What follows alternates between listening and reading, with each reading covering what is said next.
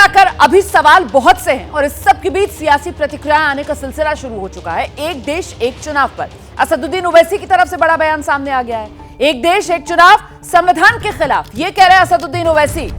राज्यसभा में सरकार के पास बहुमत नहीं है, सरकार बता दे विंटर सेशन कब होगा, ये सवाल उठा रहे हैं Asaduddin Owaisi. One nation one election होगा। मैं ये कहना चाहूंगा कि ये अगर बिल लाया जाएगा, मुझे नहीं मालूम क्या एजेंडा होगा, लाया जाएगा तो ये अनकॉन्स्टिट्यूशनल होगा, क्योंकि फेडरलिज्म भारत के संविधान के बेसिक स्ट्रक्चर का हिस्सा है। बीजेपी के पास राज्यसभा में मेजॉरिटी नहीं है और कई स्टेट्स इसका अपोज करेंगे। हम सीधे आपको लेकर चलते हैं, हमारे साथ हमारे तमाम सहयोगी इस वक्त मौजूद हैं। आशीष का रुख करेंगे और आशीष से समझेंगे जिस बात का जिक्र यहां पर असदुद्दीन ओवैसी करते हुए नजर आ रहे हैं, वन नेशन वन इलेक्शन के मुद्दे पर कमोबेश यही पूरे विपक्ष के विरोध वाले सुर आने वाले समय में रह सकते हैं। आशीष जी बिल्कुल रोमाना, जैसे मैं आपसे पहले ही कह रहा था कि विपक्ष के जितने तमाम पार्टीज और नेता हैं, जिस तरह का रुख कल दिखाया था इंडिया अलायंस की बैठक में, उद्धव ठाकरे हो, मल्लिकार्जुन खड़गे हो, अरविंद केजरीवाल हो, 2 रोज पहले ममता बनर्जी हो, लगभग रुख साफ है कि वो इसको ईजिली एक्सेप्ट नहीं करने वाले। और शायद यही वजह है कि बड़ा स्मार्ट मूव, जैसा मैं कह रहा हूँ कि प्रधानमंत्री की तरफ से या सरकार की तरफ से है कि पूर्व राष्ट्रपति जो कि highest custodian of the constitution थे, उनको इस कमेटी का अध्यक्ष बनाया गया। उन पर यह आरोप भी नहीं लगाया जा सकेगा विपक्ष द्वारा कि वो कोई पार्टिजान रवैया अपना रहे हैं। लेकिन जैसा मल्लिकार्जुन खड़गे ने कहा है कि लेकर आने दीजिए सरकार को, हमारी लड़ाई जारी रहेगी, यानी कि बिल्कुल रेखा खींच दी गई है और विपक्ष इसको आसानी से मानने वाला नहीं है।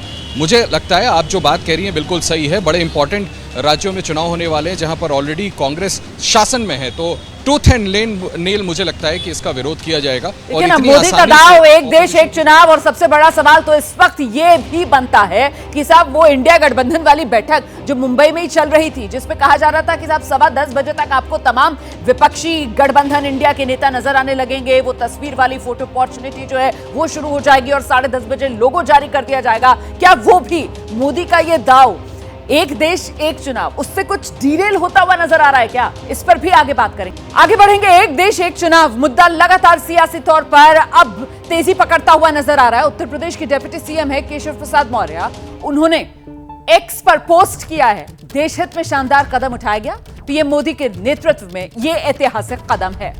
तो देखिए किस तरीके से जो बीजेपी के नेता हैं उनकी तरफ से स्वागत इस कदम का किया जा रहा है। ऐतिहासिक कदम बता रहे हैं इसको केशव प्रसाद मौर्य। पोस्ट किया उन्होंने एक्स पर और लिख रहे हैं पीएम मोदी के नेतृत्व में यह ऐतिहासिक कदम उठाया गया है, देश के हित में एक देश एक चुनाव के लिए उठाया गया शानदार कदम है। तो ये पोस्ट देख रहे थे आप केशव प्रसाद मौर्य की। One nation one election committee का गठन कर दिया गया, कमेटी का अध्यक्ष बनाया गया है पूर्व राष्ट्रपति रामनाथ कोविंद को। कमेटी में और कौन कौन सदस्य होंगे, कमेटी का प्रारूप क्या होगा, कमेटी किस से और किस तरीके से सुझाव लेगी, मंथन करेगी, इन तमाम मुद्दों को लेकर नोटिफिकेशन बताया जा रहा है, बहुत मुमकिन है आज ही जारी कर दिया जाए। फिलहाल सीधे आपको लेकर चलेंगे, हमारे तमाम सहयोगी इस वक्त हमारे साथ मौजूद हैं। नीरज के पास आपको लेकर चलते हैं और जरा जानते हैं नीरज से किस तरीके से इस वक्त सियासी प्रतिक्रियाएं जो आ रही हैं वो ये बता रही हैं, ऐलान कर रही हैं कि आने वाले समय में मुद्दा सियासी तौर पर जमकर गरमाएगा। नीरज जी बिल्कुल, निश्चित रूप में रोमाना जो आपने कहा इसमें कोई शक नहीं है कि आने वाले समय में ये मुद्दा राजनीतिक रूप से बहुत गरमाएगा, क्योंकि हर राज्य की अपनी अलग विशेषता है और हर राज्य में इलेक्शन का अलग मोड है। कहीं पर जनवरी में चुनाव होता है तो कहीं दिसंबर में चुनाव होता है, कहीं लोकसभा के साथ चुनाव होता है तो कहीं लोकसभा चुनाव के बाद चुनाव होता है, और हर अलग अलग राज्यों में अलग अलग पार्टियों की सरकार है। तमिलनाडु में डीएमके की सरकार है तो पश्चिम बंगाल में टीएमसी की सरकार है, तेलंगाना में बीआरएस की सरकार है तो आंध्र प्रदेश में दूसरी पार्टी की सरकार है, वह कांग्रेस की सरकार है, दिल्ली में आम आदमी पार्टी।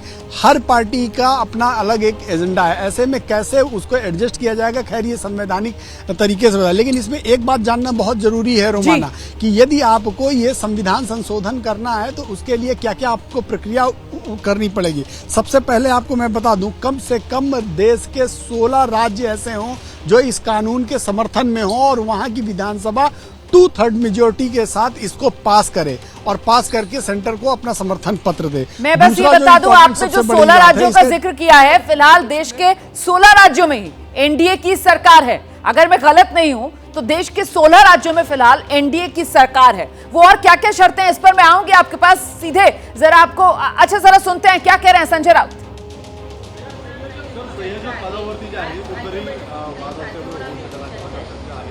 हे आपल्याला बाहेर कोणी सांगितलं? चर्चा तुम्ही काही कराल, बैठक आतमध्ये चालू असते। काल अनौपचारिक म्हणजे इन्फॉर्मल चर्चा होत्या।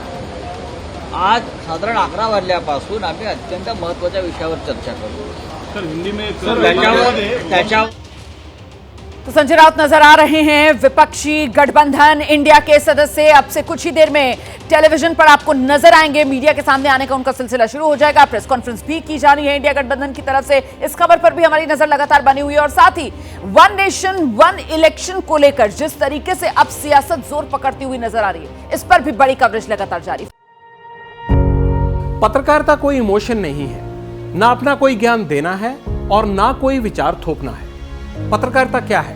पत्रकारिता का मतलब है सही जानकारी इकट्ठा करना और तथ्य बताना। पत्रकारिता आज जितने महत्वपूर्ण दौर में है, शायद पहले नहीं थी। इस दौर से निकलने के लिए सिर्फ सच दिखाने की जरूरत है, वो सच जो आपके हित को आगे रखे। इसलिए अब रात 9 बजे प्राइम टाइम नहीं होगा, ये आपका टाइम है। जगविंदर पटियाल के साथ देखिए पब्लिक इंटरेस्ट, सोमवार से शुक्रवार रात 9 बजे सिर्फ एबीपी न्यूज पर। एबीपी न्यूज आपको रखे आगे।